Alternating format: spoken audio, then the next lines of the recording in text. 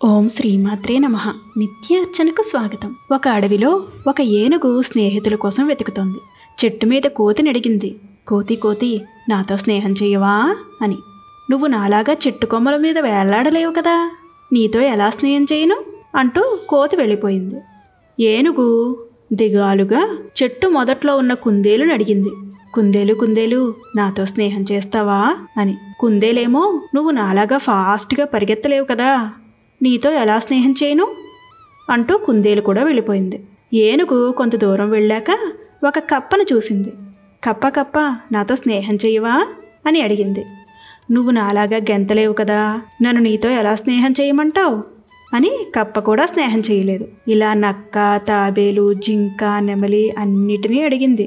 కానీ అన్ని జంతువులు ఏనుగుని కాదని వెళ్ళిపోయాయి. ఏనుగు పెద్దగా ఉంటుంది, నిదానంగా ఉంటుంది కదా, వేరే జంతువులలాగా ఎగరలేదు, గెంతలేదు, పరిగెత్తలేదు. అందుకని ఏ జంతువు ఏనుగుతో స్నేహం చేయడానికి ఇష్టపడలేదు.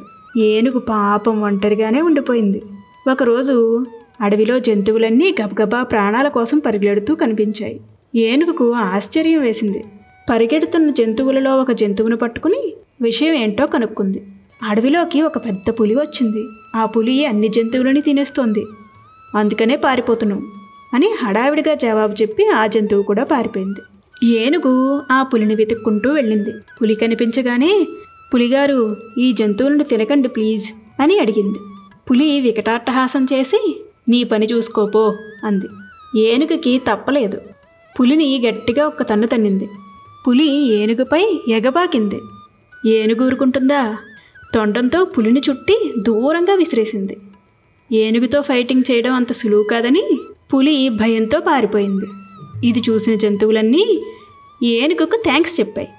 ఆ రోజు నుంచి అన్ని జంతువులు ఏనుగుతో స్నేహం చేశాయి. మనలా లేని వాళ్లను ఎప్పుడూ చిన్నచూపు చూడకూడదు, ఎవరినీ తక్కువ అంచనా వేయకూడదు.